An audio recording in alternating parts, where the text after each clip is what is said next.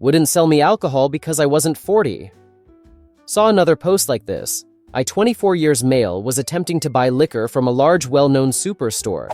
I go to the register with my purchase and am asked for my ID. I hand it over and it seems to be taking a while for the cashier to give it back and finish ringing me out. She asks me how old I am, which I tell her, and then she says she cannot sell me the alcohol. I'm like, why? She says, you're not over 40. I'm like, what? She flips her little screen to show me a question. The register asks something along the lines of, is customer over 40? The register asks this to remind cashiers to card. I look at her and she's just looking at me 100% serious. I tell her you only have to be 21 to buy any alcohol here. It doesn't matter the alcohol, and I attempt to explain why the register asks that. I previously worked for a grocery store, so I know. She just says, no, she can't sell it to me. I take my liquor and go to the next lane over where I successfully pay for my alcohol. I couldn't believe it. Someone needs more training. I get an $80 fishing rod for $10. Manager says, good for you. Then it happened again. I wasn't going to share this story, but I keep being reminded of it. So here we go. My son and I started fishing this past summer. I live about an hour from the bay system, and money's been tight, so I saved the coin and got freshwater reels. His mom lives a 3-minute walk from a bay-fed saltwater lake, so I should have known better.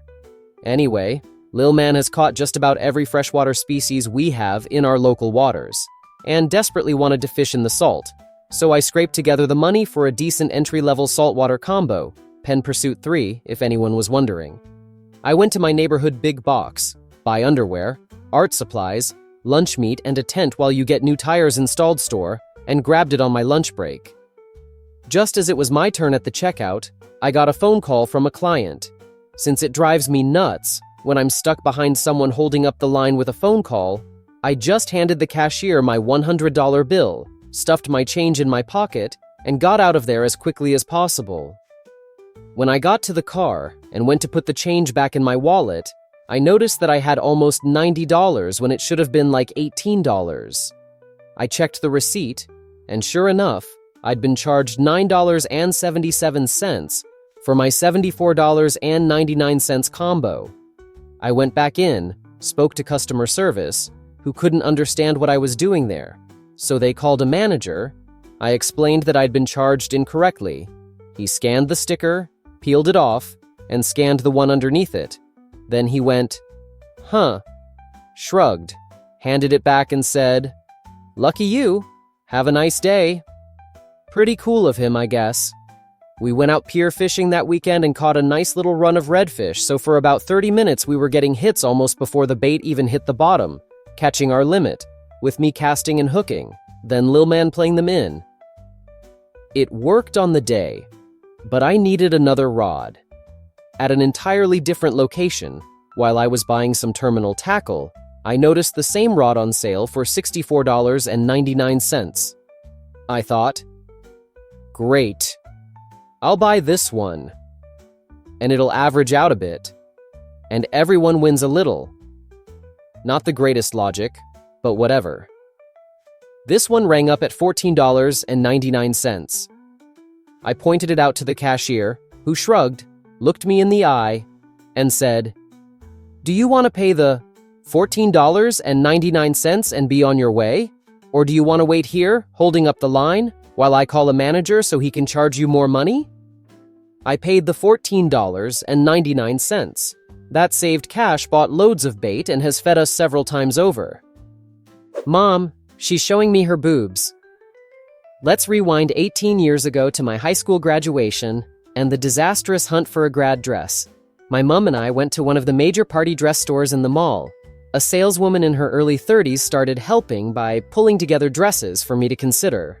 Salmon pink, baby blue, nothing that a punk-loving high schooler would go for.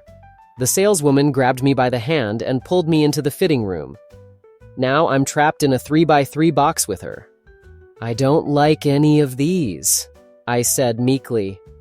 These are perfect for you. You just need more confidence. I don't like pink. You're just self-conscious because you're top-heavy.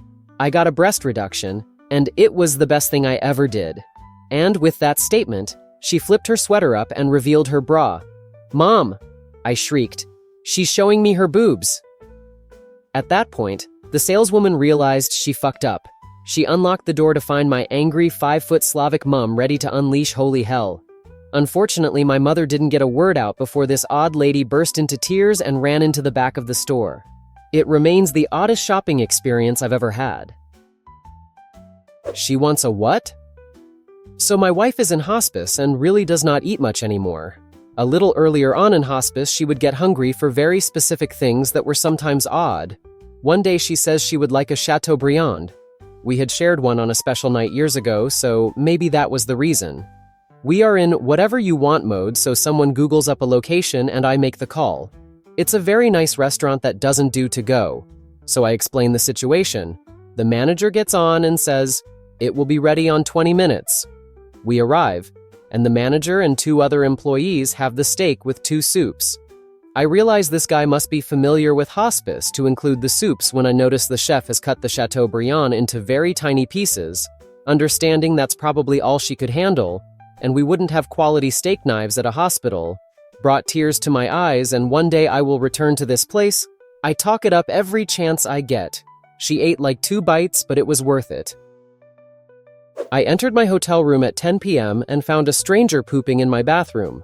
After a very awkward confrontation, "Who are you and WTF are you doing in my bathroom?" He left and I complained to management. They suggested a partial refund if I promised not to post a review on Expedia. I booked a cabin through Expedia for a little 2-night getaway with my wife and 11-month-old son. Their front desk, a remote building miles away from the cabins, is only open until 7 p.m. We wouldn't be able to arrive until much later, so they suggested that they could just give me the combination to the door lock over the phone the day of arrival, and I could formally check in the next morning. This seemed reasonable, so we got the code and drove out there. We arrived around 10 p.m., and I had my wife stay in the car with our son. I wanted to make sure we had the right cabin and that the code worked before waking my son up and carrying him out of the car in 30-degree weather. When I walked into the cabin, all of the lights were off except for the bathroom.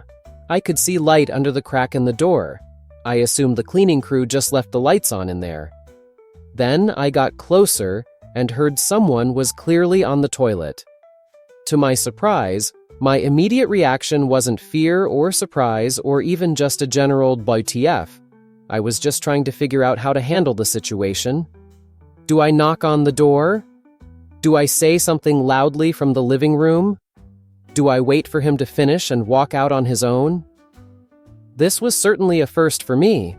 I decided to turn on all of the lights, get a good sense of the floor plan and layout, and see if anyone else was in the cabin. It appeared that everything in the rooms was untouched, and it was just the one guy in the bathroom. So I just got prepared to confront him when he got out.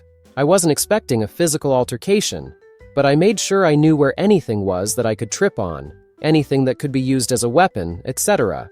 In hindsight, I probably should have just left the cabin and called the front desk and/or the police. But it didn't seem necessary in the moment. The mystery pooper, or MP for short, walked out of the bathroom and was pretty shocked to see me standing there. "Who are you and how did you get in here?" I said firmly. MP. I thought this was our unit. Sorry. Me.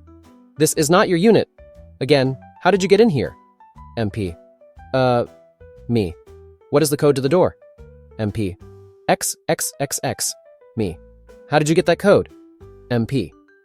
The guy at the front desk gave it to me. Me. Why did he give you the code to my cabin? And if you thought this was your unit, where's all of your stuff? MP. Me. Okay. I don't even care at this point. You need to leave. Now. Do not come back in this cabin again, or I will call the police. MP. Okay, sorry. I then watched him leave my cabin, walk 30 feet away and walk straight into the cabin next door where a group of 3 of his friends were drinking and playing beer pong. Ooh, okay then. Time to call management. I thought to myself, I found the 24/7 support number on the fridge and called, The person who answered had no clue where I was staying and didn't recognize the name of the cabin I was staying in. Clearly, the 24/7 support was outsourced to another company unrelated to the group that owns the 20 or so cabins. After much back and forth, she figured it out and connected me with the person responsible for the cabins. Me? I just arrived at cabin number X and a strange man was using my bathroom. Manager. What? Me? I'm in cabin number X and a stranger was just in my bathroom. He said you gave him the code to my cabin. Manager. Oh, that must have been the guys next door. There was a mix-up earlier and I gave them your cabin number and code, but we moved them to the correct cabin. It's all good now. Me. You gave them my code and then didn't change it? You need to come change the code immediately. That is completely unacceptable. Manager. I mean, we told them that wasn't their cabin. They shouldn't have gone in there. Maybe they thought it was vacant since you arrived so late. Me. So how do I lock my door if these guys can just come unlock it at any time with the code? That is a huge safety concern. Manager. Well, now that they know you're there, I doubt they'd come back. Me. Are you adding serious right now? You need to come change this code. Manager. There's nothing I can do tonight. I can have the manager call you in the morning. Me. So, you're not the manager? Fake manager. No. Me.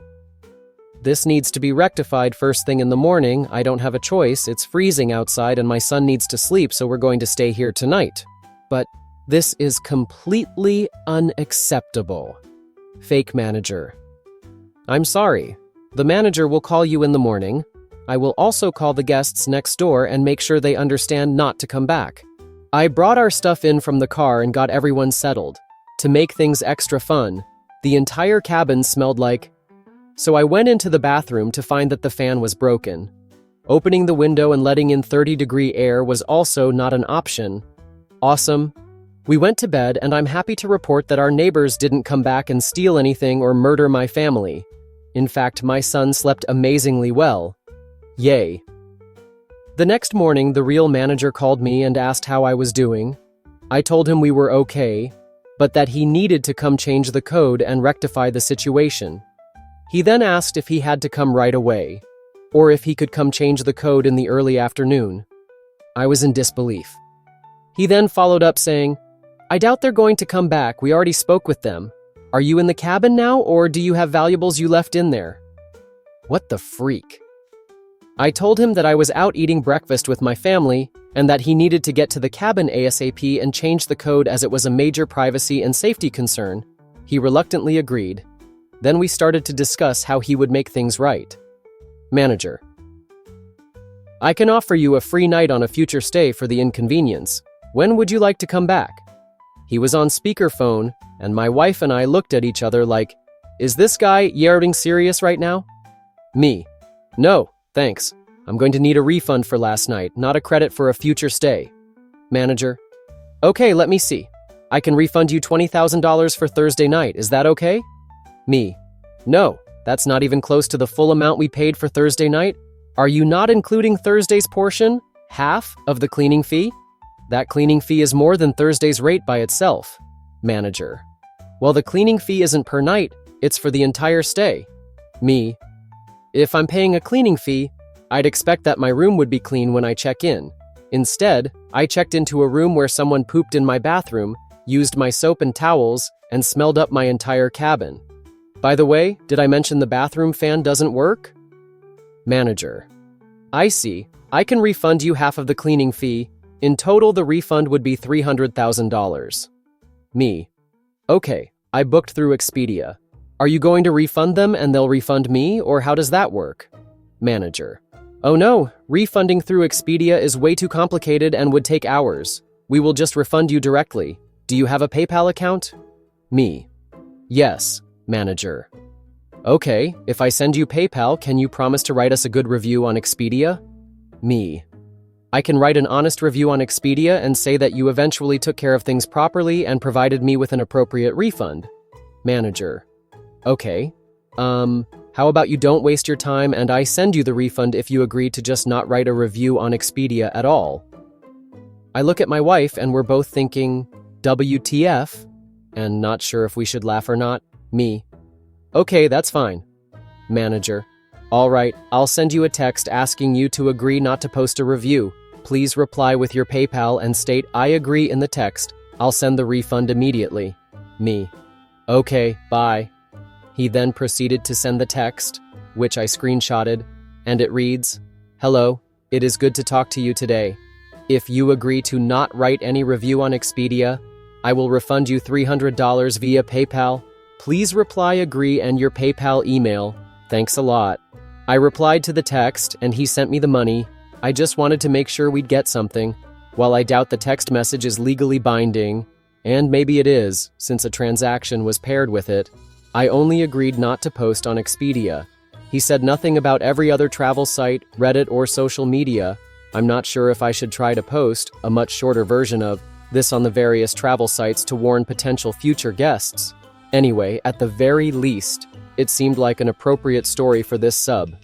Edit.